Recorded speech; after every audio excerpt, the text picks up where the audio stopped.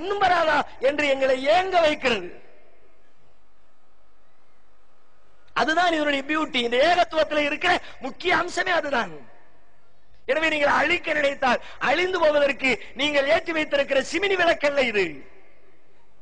இறைவன் ஏற்றி இருக்கிற ஜோதி, அல்லாஹ்வின் கொள்கை, அல்லாஹ்வின் கயிறு. அகிலவே திரண்டாலும் இதில் அணுவை கூட உங்களால் அசைக்க முடியாது என்பது சத்தியத்திலும் சத்தியம். இறுதியாக ஒரு செய்தியை சொல்கிறேன். எதிர்க்கிறீர்களே, ஏன் எதிர்க்கிறீர்கள்? இஸ்லாத்தின் வட்டத்தை விட்டு வெளியில் இருக்கிறவரை எதிர்த்தால் அது ஒரு வகை, அவர்களில் பல பேர் எதிர்ப்பதில்லை. ஆனால் முஸ்லிம்களாக இருந்து கொண்டு எதிர்க்கிறீர்களே, அப்படி நாங்கள் எதிர்ப்பதற்கு என்ன செய்து விட்டோம்?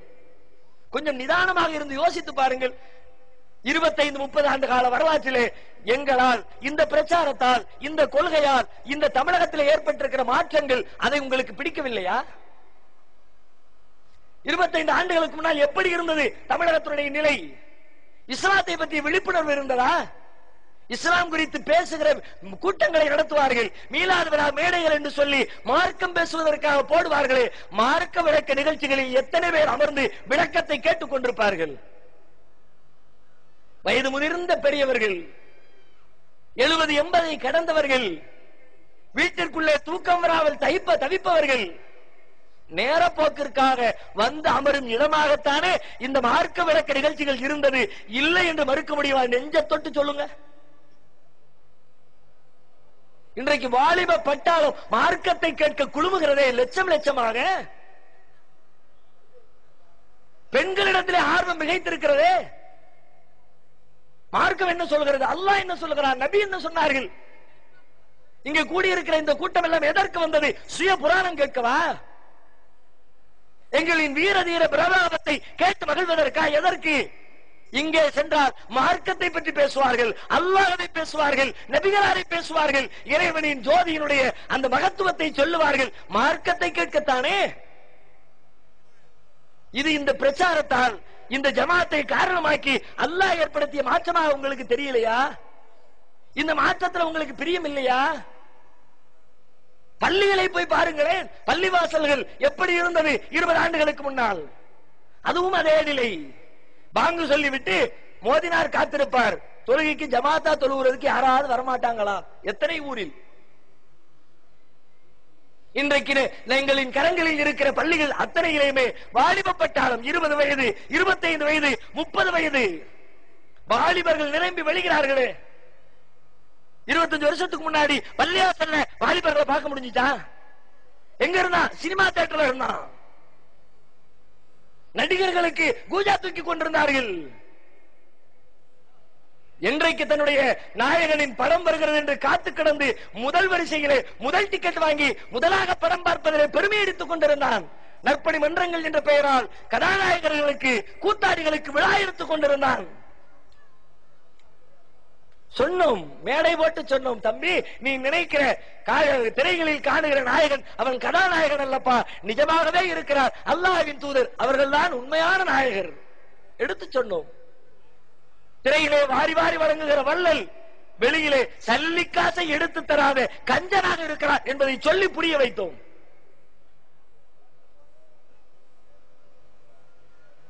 நபிகளார் வெளியிலே பேசினார்கள், உள்ளேயும் அப்படி இருந்தார்கள். தர்மத்தை வலியுறுத்தினார்கள், இருப்பதையெல்லாம் அள்ளி கொடுத்தார்கள். எதை உன்னுடைய ஹீரோவிடத்தில் எதை ரசித்தாய்? வீரத்தையா? நபிகளாருக்கு இணையான ஒரு வீரத்தை காட்டு பார்க்கலாம். தியாகத்தையா? நபிகளாருக்கு இணையான தியாகத்தை காட்டு பார்க்கலாம். அறிவுபூர்வமான நடவடிக்கைகளையா? நபிகளாருக்கு இணையாக ஒரு காரியத்தை காட்டு பார்க்கலாம். மக்கள் நலன் விரும்புகிற காட்சிகளையா? நபிகளாருக்கு இணையாக காட்டு பார்க்கலாம். உண்மையான மாமனிதர், உண்மையான ஹீரோ, உண்மையான கதாநாயகன், உண்மையான தாடை தலைவர் அல்லாஹ்வின் தூதரை தவிர எவனும் இல்லை என்று சொல்லி பாடம் நடத்தினோம். புரிந்து கொண்டவன் சினிமா கொட்டையில் இருந்து பள்ளிவாசலை நோக்கி பயணித்தான். இது வேண்டாமா உங்களுக்கு? நிதானமாக இருந்து சிந்தித்து பாருங்கள். என்ன செய்து விட்டோம்? குடித்து விட்டு கூத்தடிக்க வேண்டும் என்று விரும்புகிறீர்களா? இந்த நிமிடத்திலே கூட இந்த கொள்கையில ஈடுபாடு இல்லாத எத்தனை இளைஞர்கள் ஊர் சுற்றுகிறார்கள். இங்கே கணக்கெடுத்து பாருங்கள், எத்தனை வாலிபன், எத்தனை இளைஞன். வெளியில கிடைக்கிற பல்வேறு இன்பங்களை துறந்து விட்டு மார்க்கம் அறிவதற்காக ஆசைப்படுகிறார்களே, இந்த மாற்றம் நடக்க கூடாது என்று நீங்கள் ஆசைப்படுகிறீர்களா?